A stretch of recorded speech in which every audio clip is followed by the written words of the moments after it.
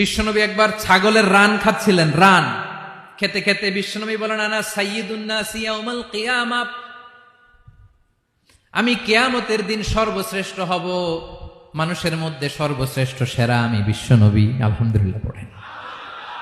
বিশ্বনবী বলেন, সেদিনটা বড্ড ভয়ঙ্কর।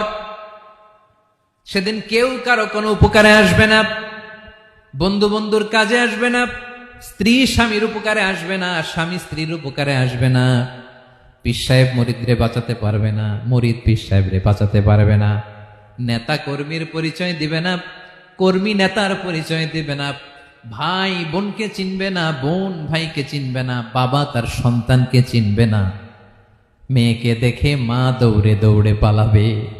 বড্ড ভয়ঙ্কর দিন। বিশ্বনবী বলবেন, জমিনটা এখনকার মতো থাকবে না, পুরো জমিনটা সমান হয়ে যাবে, ফ্ল্যাট। এখন তো গোল, তখন ফ্ল্যাট।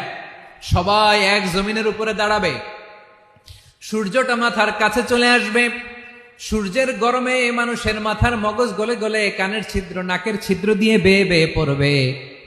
আহ, সবাই হয়রান, পেরেশান, ক্লান্ত শ্রান্ত। মানুষগুলো বলবে বাঁচার কোনো উপায় নাই। 50,000 বছর মানুষ এরকম দৌড়াবে।